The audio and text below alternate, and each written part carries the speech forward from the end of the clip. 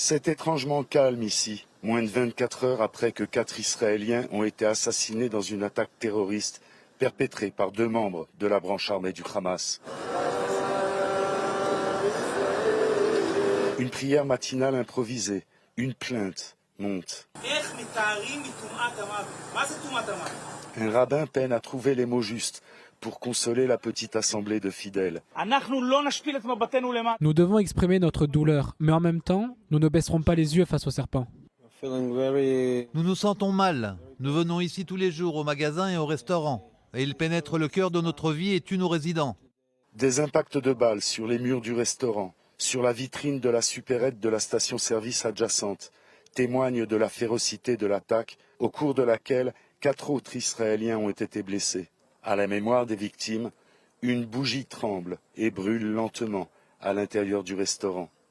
À l'extérieur, près du pas de la porte, un mémorial de fortune repose sur le sol.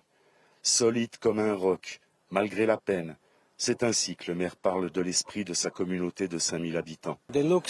Nos résidents ne se tournent pas vers le passé. Ils portent leur regard vers la fin du cycle. Nous savons que ce n'est qu'une étape et que tout ira pour le mieux.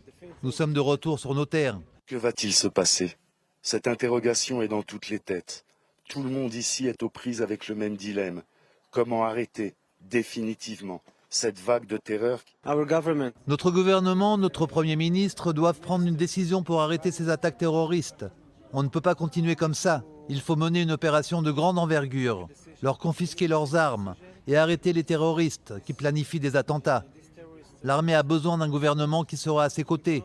Nous devons gagner, quel qu'en soit le prix. Élie est une petite Sparte. 60% des résidents de cette implantation servent ou ont servi dans des unités d'élite. La communauté est en train de construire 500 logements supplémentaires, indique le maire.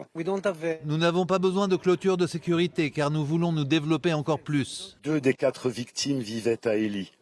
Tout le monde connaît tout le monde ici.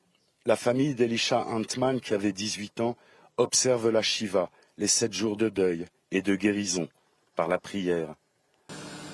Alors que les obsèques d'Ofer Fireman, 63 ans, se déroulent, pour que sa famille puisse également faire son deuil.